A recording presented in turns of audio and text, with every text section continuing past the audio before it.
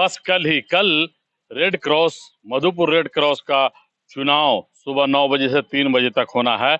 आज प्रचार का अंतिम दिन है और तमाम प्रत्याशी मैदान में मतदाताओं को रिझाने में लगे हुए हैं। उनके घर घर तक जा रहे हैं और वोट की अपील कर रहे हैं। लेकिन जब स्थिति कुछ इस तरह उत्पन्न हो गई है कि प्रत्याशियों में नाराजगी भी जबरदस्त है। नाराजगी क्यों, लगातार लोग शिकायत भी कर रहे हैं, अपनी बातें चैनल तक पहुंचा रहे हैं कि आखिर ऐसा क्यों हो रहा है। इस छोटे से चुनाव को ऐसा क्यों कर दिया गया है कि तरह तरह के लिस्ट जारी किए जा रहे हैं। पहले एक लिस्ट जारी होता है, फिर दूसरी लिस्ट, फिर तीसरी लिस्ट, फिर चौथी लिस्ट, फिर पांचवी लिस्ट। आखिर इस लिस्ट को जारी कर क्यों भ्रम की स्थिति पैदा की जा रही है।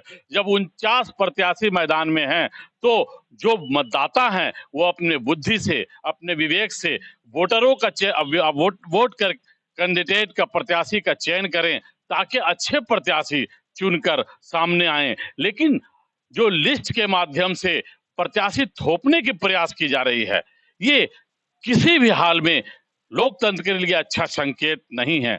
तरह तरह के लिस्ट से भ्रम की स्थिति पैदा हो गई है और तरह तरह की बैठकें हो रही है।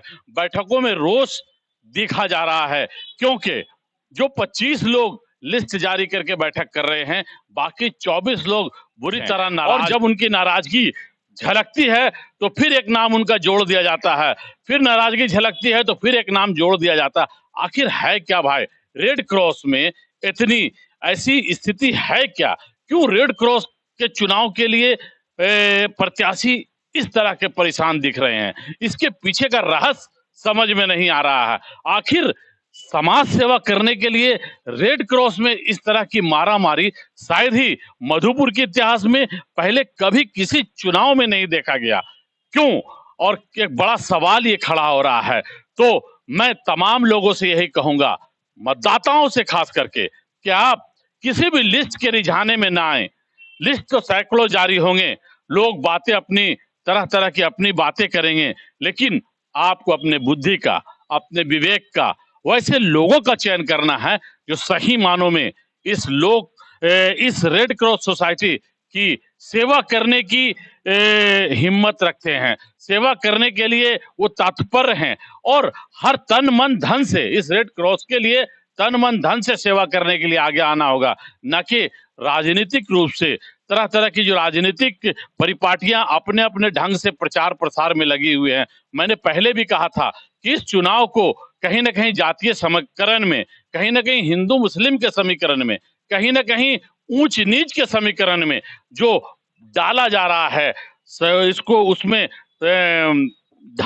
उस सांचे में ढाला जा रहा है जो किसी भी माने में सही नहीं है। इसलिए एक बार फिर वैसे लोग जो लिस्ट जारी करते हैं उनको भी सोचना चाहिए कि जो 49 प्रत्याशी चुनाव मैदान में हैं, कहीं ना कहीं वो आपके भाई हैं, आपके अंकल हैं, आपके पिता समान है, आपके भाई के समान है। तो वैसे लोगों का भी सम्मान बनता है। जो लोग नामांकन करके यहाँ तक पहुंचे हैं, आप उनके दिलों को ठेस पहुंचाने का प्रयास न करें। और मतदाताओं से मेरी खास अपील, न्यूजीलैंड की खास अपील, कि आप मतदान करने जरूर आए, मतदान प्रतिशत को बढ़ाएं।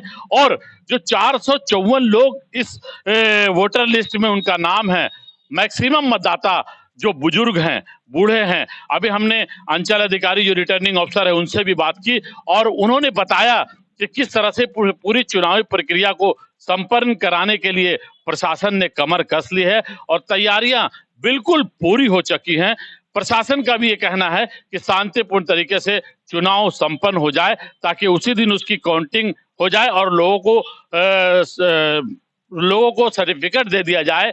लोगों में जो उत्साह है, निश्चित रूप से ये उत्साह कायम रहना चाहिए। लेकिन जो नाराजगी है, आदिल रशीद का फेसबुक पर मैंने देखा, वो भी अपनी नाराजगी व्यक्त कर रहे हैं। और कई प्रत्याशी जो इस तरह का नाराजगी व्यक्त कर रहे हैं, उनको निश्चित रूप से नाराज नहीं होना है, क्योंकि आप तमाम लोगों के लिए मतदाता अच्छा चयन करेंगे और जो उनके बुद्धि विवेक से जो मतदाता, जो कैंडिडेट सही होंगे, उनका चयन होगा और वोट देकर उनको निश्चित रूप से जिताएंगे।